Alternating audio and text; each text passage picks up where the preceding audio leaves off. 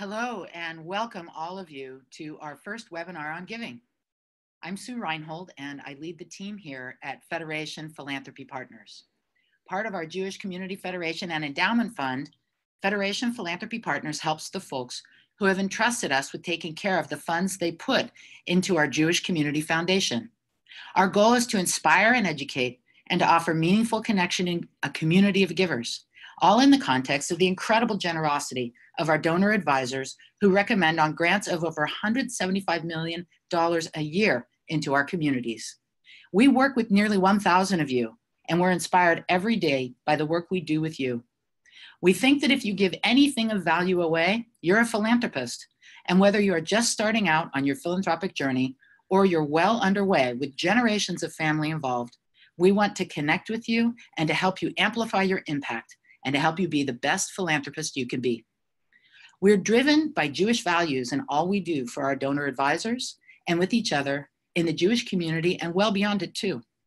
We think giving through a Jewish lens provides a way to celebrate and engage with and test the wise and deep Jewish values of community, helping the needy, pursuing justice, and making the world a better place, which you might recognize as Kehillah, Tzedakah, Tzedek, and Tikkun Olam. That's a big umbrella, and we'll be developing this point of view over the years. So stay tuned, and we look forward to being inspired and hopefully inspiring all of you. This is our first webinar of a series that will be ongoing, so thanks for being our pioneers. We are very interested in your feedback, and we look forward to being in dialogue with you. I'll turn it over now to Debbie Tuttle Berkowitz, one of our Senior Philanthropy Advisors. Debbie has a decade of experience advising on philanthropy and over the years has developed a particular specialty in working with families across generations. Debbie is based in San Francisco and welcomes your calls and questions not only in this educational session today, but in the coming weeks and months and years. Debbie. All right. Hi, everyone. As Sue mentioned, I'm Debbie Tuttle Berkowitz. Thanks so much for joining us today. I am really thrilled to be presenting our first webinar here for Federation Philanthropy Partners. A lot of people this time of year are doing webinars about how to make end-of-year decisions and how to do year-end giving with tax advantages, and those things are important. But we wanted to take the opportunity to dig a little bit deeper and share some of the ways that we love to see individuals and families discussing what is meaningful to them. These are really mechanisms you can use year-round, but can be particularly relevant and meaningful around Thanksgiving or any other large gathering table. So here's our agenda for today. We are welcoming you right now. We'll set the stage a little bit, describe 3 general types of Thanksgiving dinners and how you might bring deeper conversations to each of them. Now, and I will say this a few times, it's not like you can't use the information from one section for something else. It's just loosely organized by what might be most easily cut and pasted for your type of group. It's organized from the easiest group with the least complications to groups with more considerations. You can pick any structure and adapt it for your specific holiday table. Then we'll talk about some pitfalls, tips, and ground rules that we haven't picked up along the way, and have a little bit of time for questions and wrap up and send you on your way. 2 things. If you have any issues with sound or tech, you can reach out to Violetta, who already welcomed you in the chat bar. Everyone is automatically muted for the duration of the webinar, so please reach out via chat because we would love your questions, but not your wind from the outdoors. And a few places in the conversation, you'll see some questions. We've designed them into a little bit of table topics, as well as a simplified kids version.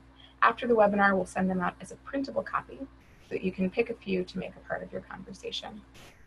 And if you want to test out your chat box right now, you can type either to everyone or to Violetta any question that you have coming into this or something you're hoping to get out of the webinar. So let's dive right in. Most families do a quick whip around of gratefulness, which usually ends with the family smart Alex saying something like, "I'm so grateful it's time to eat." I've also heard people talking about their year-end giving while watching the parade or the afternoon football game. And really, there's nothing wrong with that. but we think it's a great opportunity to do a little bit more. This is a time we can dive into the value of Hakarat HaTov, of recognizing the good, and using that to really shape our vision for Tikkun Olam, for how we want to repair the world. So what if we use this time to bring some new issue areas or new ideas to a group of people that we care about? What if we told more of our family stories and understood our family history better? What if we could use our conversation to bring the mindset of Thanksgiving and abundance into our everyday lives? What if we suspended all of our outside stuff and agreed to be really open-minded, at least for one day? What if we could take a little time to put ourselves into someone else's shoes? Then maybe we could use our time to bring more purpose, strategy, depth, meaning, maybe even the opportunity to include more diverse voices, be it someone across our family table or out in the world. Why do we care? Because we're living in a world where we're moving further into our personal bubbles and silos of our day-to-day lives.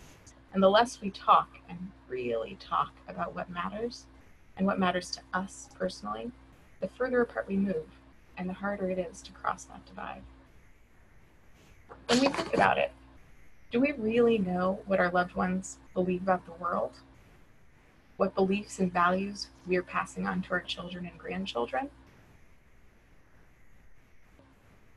The Women's Philanthropy Institute at Indiana University's Lilly Family School of Philanthropy did a study a few years ago and found that children whose parents talk specifically about their giving, of the why and the how of it, are 20% more likely to be charitable themselves than if their parents just show them.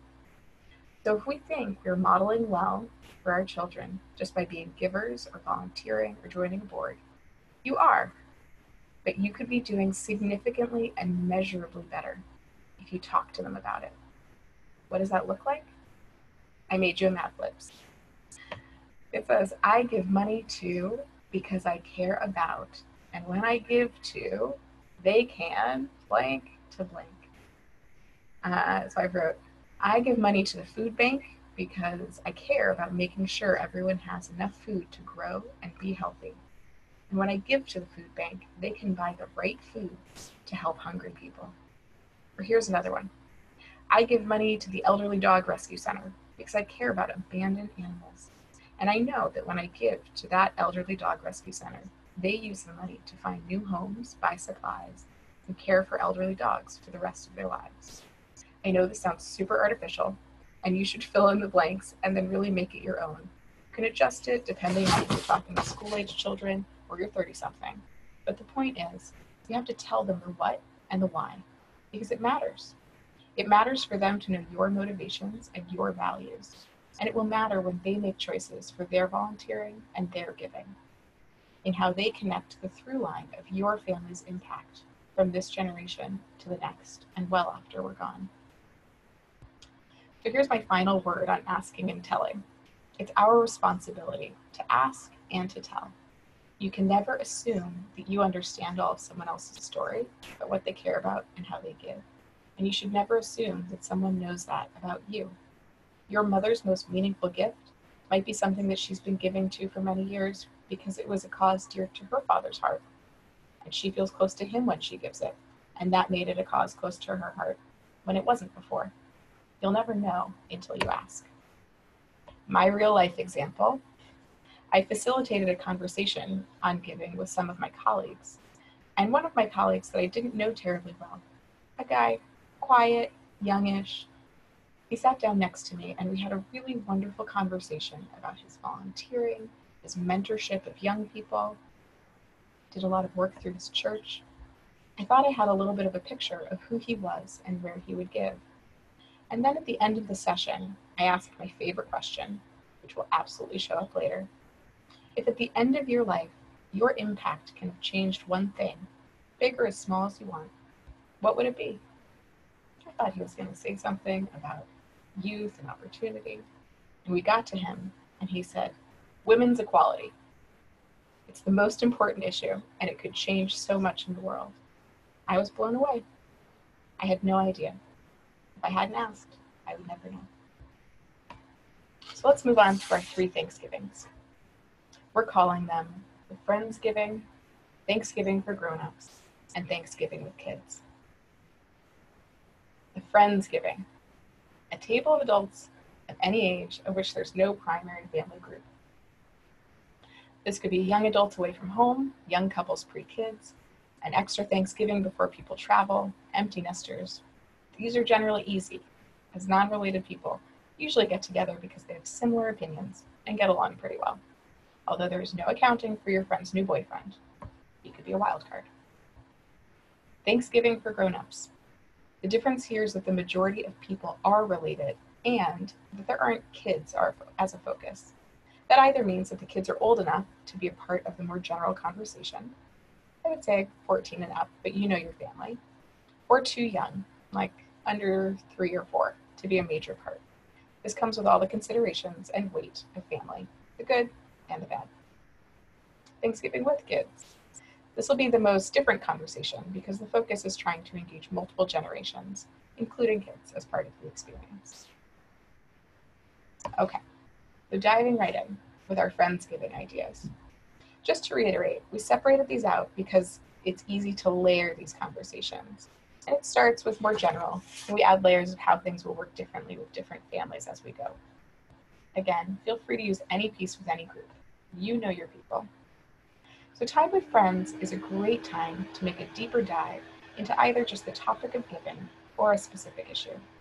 We'll go over having a good conversation, a giving power hour, and a Jeffersonian Dinner. We'll talk about what that is later.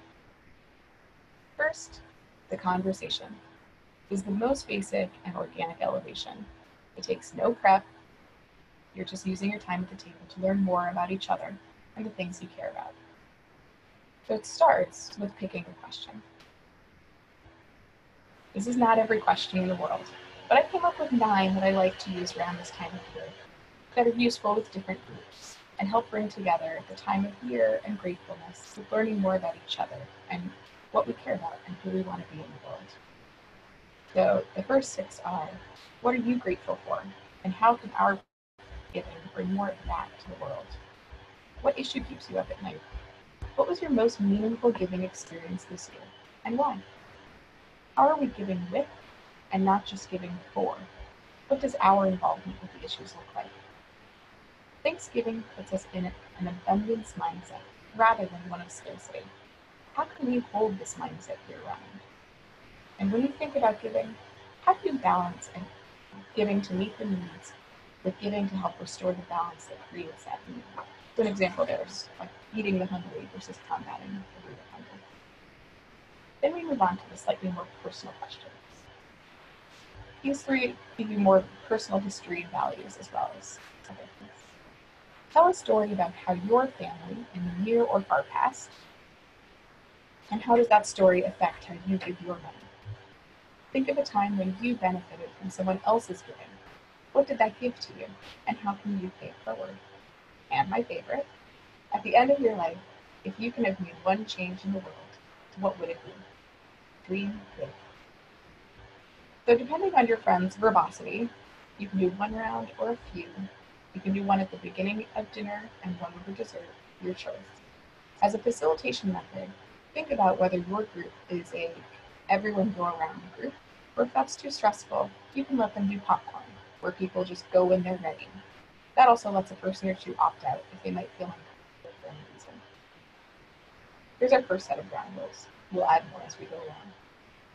Make sure everyone who wishes to share gets a turn. No interruptions and no interrogations. You want this to be a safe space. You want people to feel like they can share without your friend from law school interrogating them over the cranberry sauce. Then we get a little bit deeper into the issue or organization you share. I like to start this with a community building question, like one of the ones above. Then you can have a discussion where everyone can share for 1 or 2 minutes about either an issue area that's become really important to them this year and why it's meaningful to them. And if you want, an organization that they feel is doing really great work in that space. The prep for this could be nothing, or it could be giving a quick heads up by email that you're asking people to do this. A different version of this, particularly with similarly interested people, might be to ask people talk for a minute or two about a specific organization in an area that you think everyone is passionate about, but maybe needs more info on, like something everyone's thinking about, democracy or climate, Jewish identity building, the simple issues. A quick plug for our work here. At Federation Philanthropy Partners, this is something we love to do. So if you're interested in an issue area but need to know more or some places to dive in, we're really happy. Here's some ground rules for that kind of a conversation. This format is wonderful because part of the difficulty of philanthropy is feeling like the world is so wide and the problems are so many that you might not know where to begin. And often, hearing about what other people are passionate about can be very helpful. But that passion also means that people sometimes need rules to knock it out of hand. I like to start with a quick announcement. We love having the opportunity to gather like this with some amazing and thoughtful individuals, and we thought that at this time of year, when we're feeling a little reflective, that we could take some time to broaden each other's horizons. So let me say what this is and what this isn't. This is an opportunity to raise awareness. Please speak for a brief time to make sure that everyone here has an opportunity to present. This isn't a competition or debate. Please don't interrupt for any reason, whether you agree or disagree with the statement. This isn't a fundraising pitch, so no one needs to include what $5 provides. This is an opportunity to learn more. If you're interested in any of the issues or organizations discussed, please reach out to the speaker after dinner. Then we'll move on to a giving hour. It only takes a little bit more prep, but it brings people together to make a monetary donation in about an hour, which can feel really great. You can do it as a few organizations around a theme. Sorry, I heard there's some white noise, so we're trying to reduce it a little bit while we keep going. We can do it as a few organizations around a theme or a few different choices.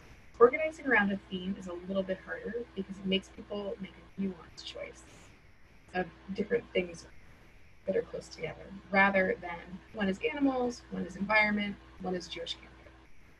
A giving hour is just an exceptionally accelerated and simplified giving circle. So if you're interested in giving circles or want to use this as an opportunity to try to get a group to start with, let us know and we can try to help with some extra resources. If you want to do a giving hour about a week before, so today, send an email like this. It starts with, hello, we can't wait to have you over for Friendsgiving. We're really interested in trying this experiment. The theme we've chosen is hunger. Please bring a contribution that you're comfortable with, or whatever the kids are doing these days. We'd like to suggest $20. We won't talk about who contributed how much. We're just going to announce our pool before we start. We'll each take 5 minutes to learn about each of 4 organizations, then discuss in small groups and vote. If you have an organization working on hunger, let us know. We're doing some research this week. And if you'd like to be one of our presenters, let us know. We'll give you some information on the organization in advance, and you can be their spokesperson for the night. Looking forward to doing good with good people. So we recommend having about 3 or 4 organizations. They should each be represented by one person, and it works best if that person either knows the organization well or has a little bit of prep time in advance. If you have a little bit of extra time or people have done this before, you can also have a bit of a values conversation before you get started. Like, if you're talking about hunger, do you want to invest in a frontline service provider like a food bank or Project Open Hand? Those are traditional, reliable, quantifiable. Are you looking to do something with more innovation or risk? Are you looking to do something that's more policy change based? So using the values of justice or equity. So some of you may have encountered 2164 motivational values cards. We have them here in our office if you ever want to have a conversation with them. Or you can just ask people what kind of values they want to use to give together tonight.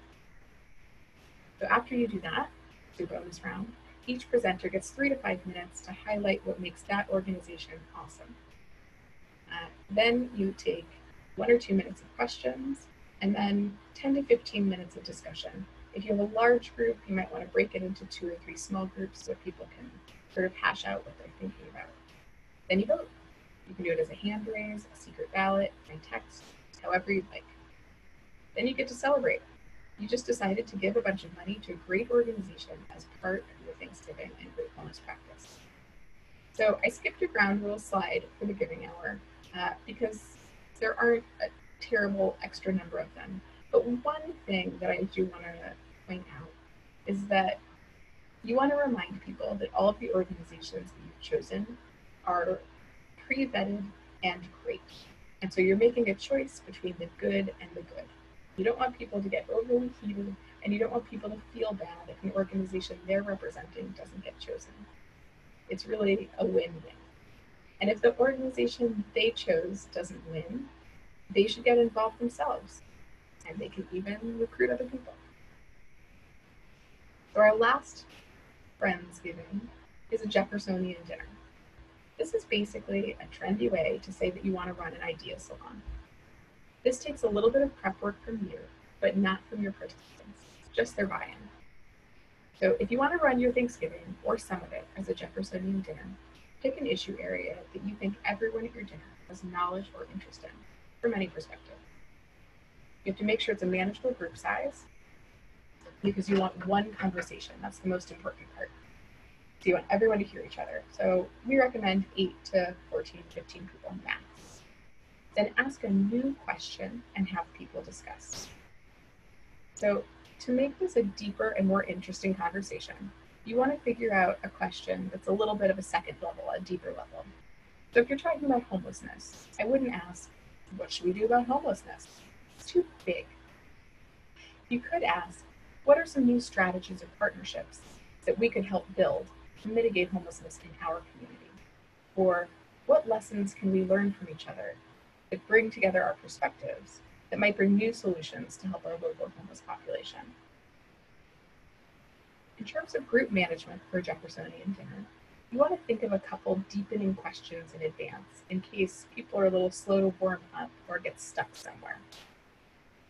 Particularly if the group doesn't know each other, but really for everyone, I would start with a community building question a little bit related to your topic. So you can pick one of the questions from before, or you can make it a little more directed towards the topic you've chosen. For example, if you're talking about education, you could have everyone go around and in 1 or 2 minutes talk about who their favorite or most impactful teacher is. The biggest rule of a Jeffersonian dinner is that it's only one conversation. You want to keep people together, talking to each other. If people start to break off, you should take a minute to bring them back. You don't want to facilitate it like a business conversation, but do feel free to gently facilitate, to keep it moving, and also to make sure that different voices are being included. The second most important rule of the Jeffersonian dinner is that at the end, you want everyone to go around and close with a final statement about sort of what they felt from the conversation and a forward-moving action plan. That could be anything from, I'd like to learn a little bit more about a certain organization or a certain issue area. It could be, I've already thought of 3 people I need to contact to make this certain change. It could really run the gamut, but it gives people a forward step to move with from that conversation. So these have become really popular, and it's a great way to have interesting conversations with a group of really diverse individuals. I know people who run these on a regular basis, monthly or bi-monthly. So if you have fun, feel free to do it more often. We need these voices in the world. All right, let's add in family. So we're with a family of grown-ups. This is not necessarily that different from a conversation you can have with your friends, except there are probably more pitfalls. Conversations with family can be loaded with family history, sensitivities, and characters. Your family might have people with opinions all over the spectrum on many issues. So it's also the perfect time to transmit your family history, to make family values explicit rather than implicit, to find common ground with your family members, and to share your vision for a better world. So, discussion ideas for families. The first, either ask members of older generations, or if you are a member of an older generation, share some stories about your family. Where did your family come from? Who helped them and how? What causes do they care about? What do you think their hopes and dreams were for their family or for yours? You can also ask each other, what values do you think represent your family?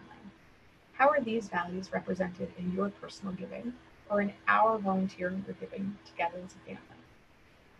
It's also a really nice time to do family updates.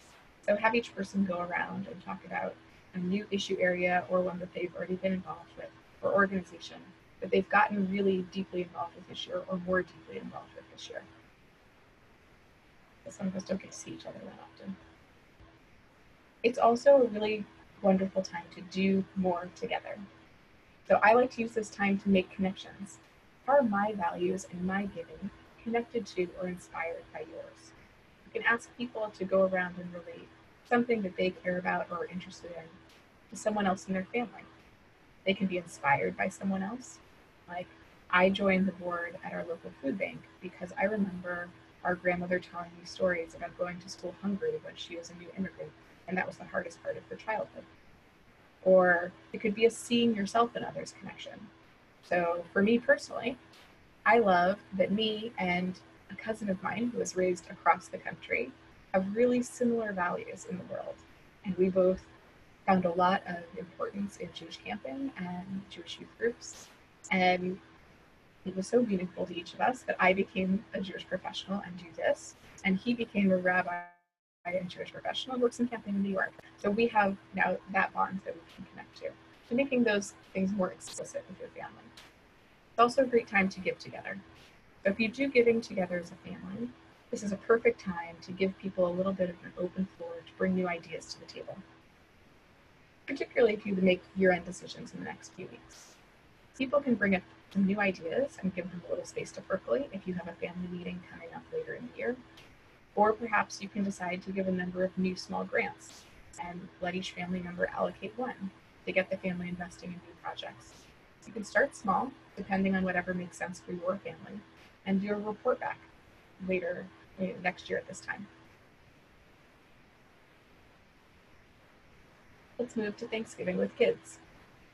So one of the blessings of children is that their participation usually keeps the conversation a little less contentious if there's a possibility of that.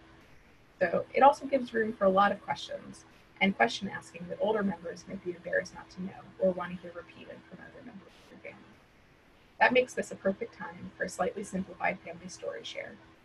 It's also a perfect time for parents, grandparents, or older generations to go around and talk about what their vision is for a better world and what they are doing to make that change. And then for younger generations to do the same. From the older perspective, you might have more of a story arc of how you've moved to the place you are now. And on the younger generation, it might be more of what their hopes are for the world they want to live in and provide for the generation after them, and how you both might work closer to get to each other. This can be sophisticated with older kids, or it can be done with kids as young as 3 or 4.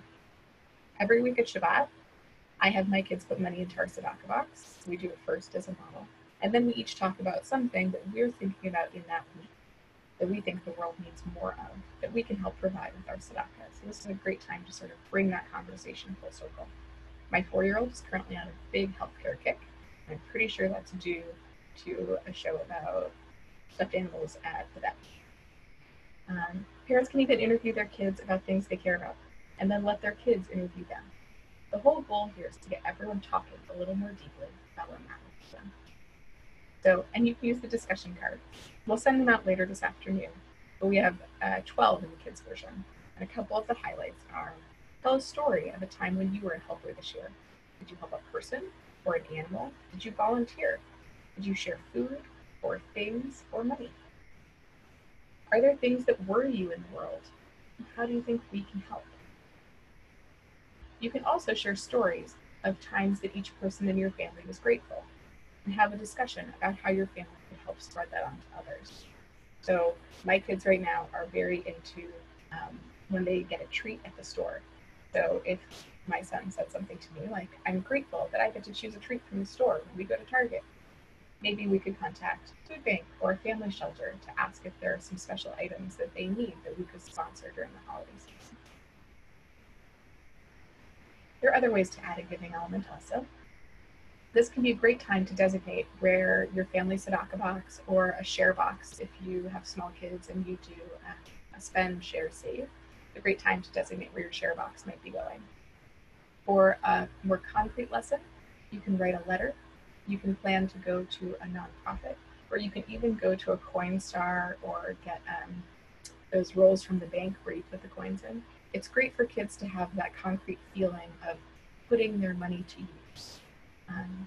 You can have kids pick an organization after your discussion together, and adults can offer their own contributions or a match of some kind to help deepen that impact. You can also, if your kids are a little bit older, ask your children to research an organization that they care about before Thanksgiving, and then make a short presentation to your Thanksgiving dinner and ask for contributions, as well as making their own contribution. So some more tips, tricks, and pitfalls.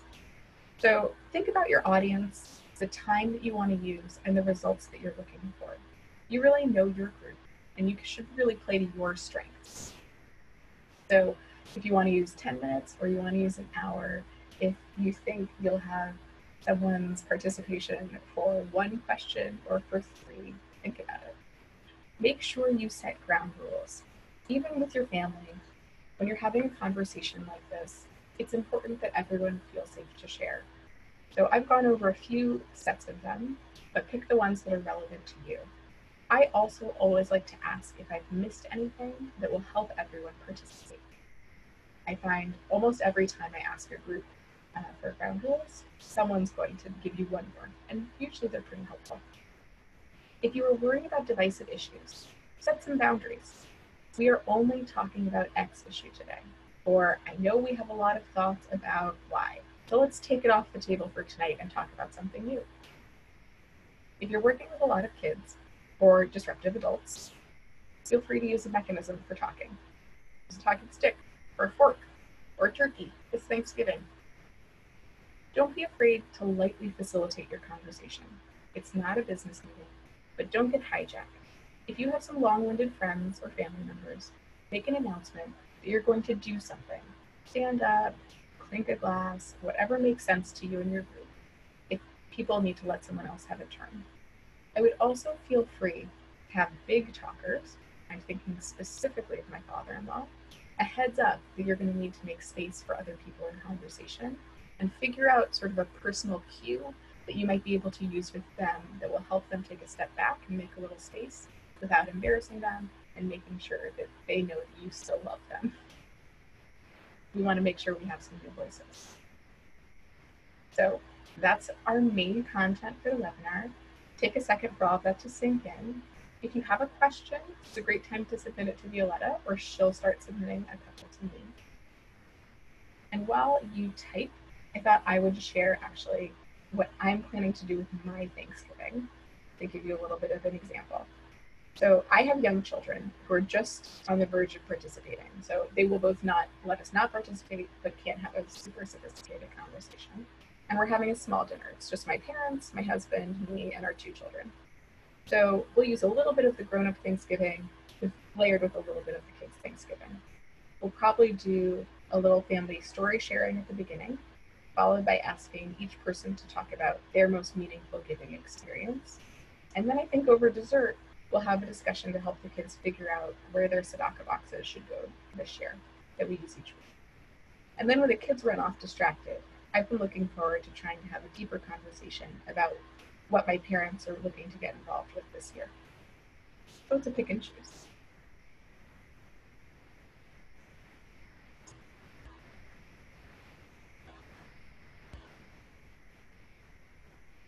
I'm going to give everyone one more minute. And this is also a time when I will remind you that both me and all of our other advisors are here year-round. So we love to have these conversations, and we are looking to have more and more of them. It is both fun for us and meaningful. And we'll send out the whole recording of the webinar along with the 2 printables that we've made later this afternoon.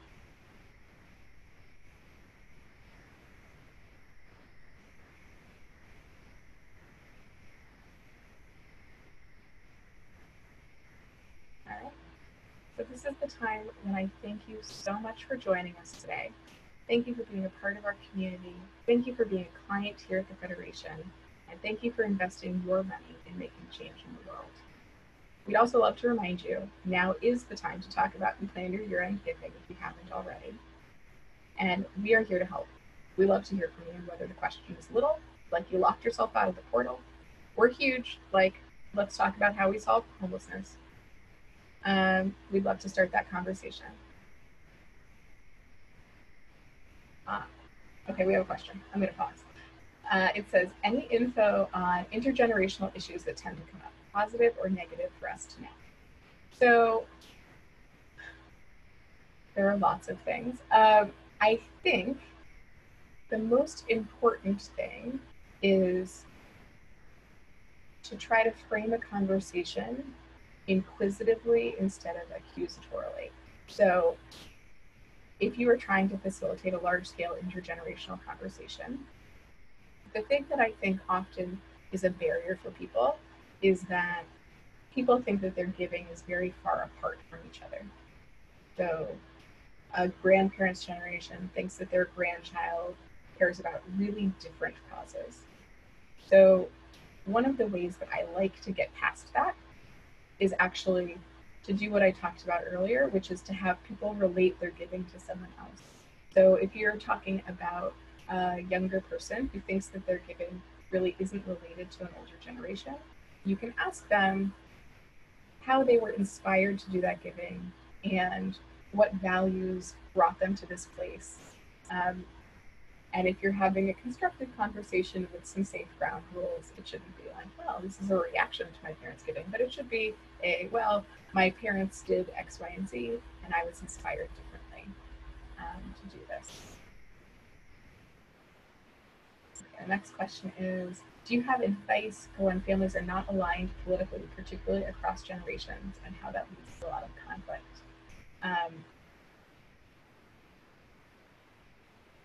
So I think this is a great time to carve a little bit of politics off of the table, particularly if you're having a lot of conflict with your family politically, or you know that you would.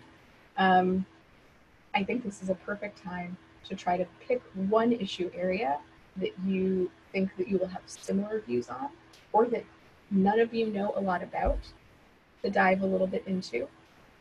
Or if you think that an issue area that any issue area would be divisive, then I would just have a conversation about family stories and family values and how you can use those to build a little bit of common ground, and just say that you're taking sort of specific issues off the table entirely until you've built a little bit more common ground.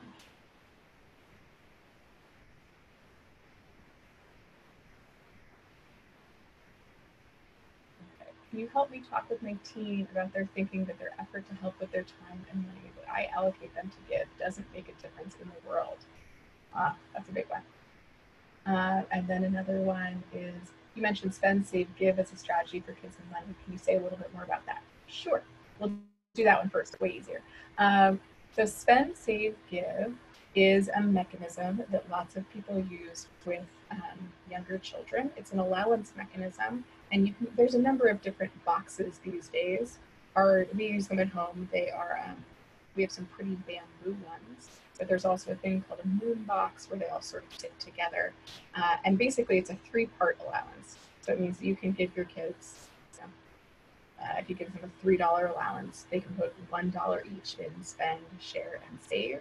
And it means that usually the spend is for sort of immediate pocket change. The save can be either, depending on the family, save for college or save for your long-term special thing. And then share is for sharing. So we allocate ours a couple of times a year. The last time we did it was when my son got to bring home the mitzvah giraffe from his preschool. But it's a nice way to make sure that both they're having the opportunity to give their own money, and also that they get to choose to make some philanthropic choices throughout their lives, even starting at 3 or 4. So how can you help me talk with my team about their thinking that the money I allocate with them to give doesn't make a difference in the world? So I would say Well, it does. So if someone thinks it's not making a difference, the best way is to show them. So I would start with having a conversation about something that they really care about, and then finding a small and local organization that they can actually get more involved with the touch and feel on. So this is a time when you could find a local organization where you really can sort of walk in the door and give them that money, and see that change in action. Most organizations are actually really lovely about receiving that sort of a gift, and sitting down and talking to you a little bit about how that works, which is pretty fantastic.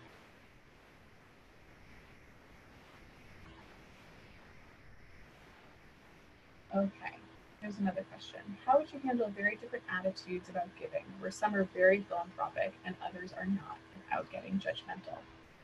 So this is an intergenerational thing. So it says ages are 27 to 35 with very different economic circumstances. So I think this is a great time to have a conversation about the fact that giving isn't just dollars, and giving dollars matters in different ways. So either, I think that it starts with talking a little bit more about your values. So it starts with helping people to understand where they feel they are philanthropically. I think a lot of people who are giving less than they could, even if we're talking about giving $100, tend to be more overwhelmed by the experience of giving and think that their $20 or $100 really won't make a difference. And so some of that is just about having the conversation to really help people find something that they want to start getting invested in.